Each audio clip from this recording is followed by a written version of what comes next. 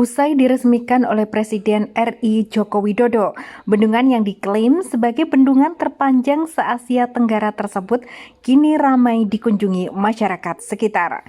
Bendungan Semantok yang akan menyuplai daerah irigasi di Nganjuk seluas 1.900 hektar tersebut diharapkan bisa meningkatkan masa panen petani dari sekali menjadi 2 kali atau dari 2 kali menjadi 3 kali. Di samping itu, bendungan Semantok ini juga berpotensi sebagai destinasi wisata baru bagi masyarakat Nganjuk.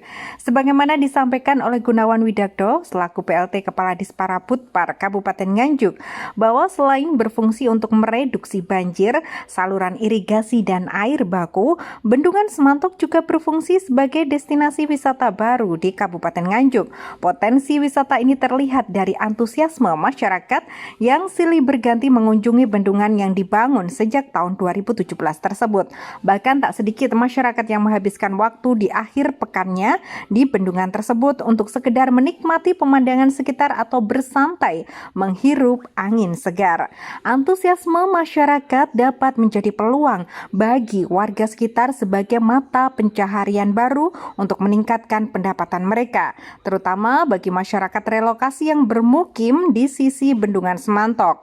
Menurut Gunawan Widakdo, nantinya ketika MOU antara Pemda dan Balai Besar sudah terjalin, pemerintah Kabupaten Nganjuk akan diberikan kewenangan untuk mengelola destinasi wisata bendungan Semantok yang tentunya diharapkan akan berpengaruh terhadap pendapatan asli daerah dan juga masyarakat Kabupaten Nganjuk. Ya, terima kasih. Assalamualaikum warahmatullahi wabarakatuh. Saya Gunawan Widakdo, PLT Kepala Dinas Prabutpar Kabupaten Nganjuk, yang salah satunya membidangi masalah pariwisata di Kabupaten Nganjuk. Jadi memang benar. Jadi bendungan Semantok itu fungsinya yang pertama selain untuk mereduksi banjir, yang kedua untuk irigasi, kemudian ketiga untuk air baku, yang keempat memang sebagai salah satu destinasi wisata baru di Kabupaten Nganjuk. Sebagaimana Pak Jokowi juga pada saat pembukaan bendungan Semantok juga mengingatkan kepada kita bahwa bendungan Semantok ke depan bisa difungsikan sebagai salah satu destinasi wisata di Kabupaten Nganjuk. Jadi kebetulan saya pada saat itu sebagai Kepala Bapeda Kabupaten Nganjuk yang memimpin sertifikasi desain bendungan Semantok ke Kementerian PUPR. Pada saat itu sudah dibicarakan bahwa salah satunya bendungan Semantok itu diberikan nanti kewenangan kepada pemerintah daerah untuk bersama-sama dengan pemerintah pusat, dalam hal ini Balai Besar, untuk mengelola bendungan Semantok sebagai destinasi wisata baru. Dan alhamdulillah kemarin sudah diresmikan oleh Pak Presiden.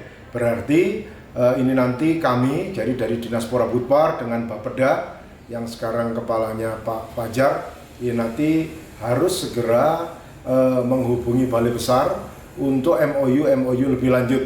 Bagaimana nanti setelah P1, P2 nanti Semantok bisa dimanfaatkan sebagai destinasi wisata baru di Kabupaten Nganjuk, yang tentunya Dinas Prabutpar nanti ikut berkecimpung di situ. Apakah nantinya juga ada di tahun 2023 ada target untuk meningkatkan PAD berkaitan dengan potensi wisata di Semantok sendiri, Pak? Iya.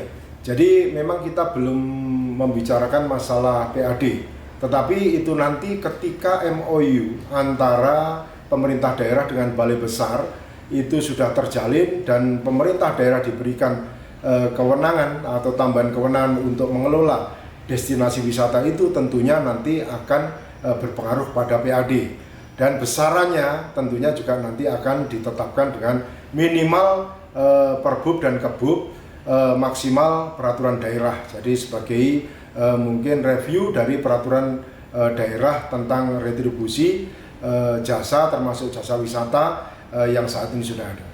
Kalau melihat antusiasme masyarakat, meskipun saat ini belum dibuka, tapi dengan viralnya dan juga membludaknya masyarakat yang ada di sana, tanggapan Pak Kun sendiri seperti apa, Pak? Iya, itu merupakan sesuatu yang baru dan sangat baik. Berarti masyarakat melihat bahwa Semantok itu ya memang salah satu tujuan wisata. Nah, itu yang harus segera kita tangkap. Kemarin Kepala Bapeda sudah menghubungi kami Jadi untuk sesegera mungkin nanti kita menindaklanjuti ke Balai Besar bagaimana MOU lebih lanjut tentang pengelolaan wisata Semantok itu. Hingga saat ini antusiasme masyarakat masih sangat tinggi, walaupun Bendungan Semantok belum resmi dibuka untuk masyarakat umum sebagai destinasi wisata. Dari Nganjuk, Tim Liputan melaporkan.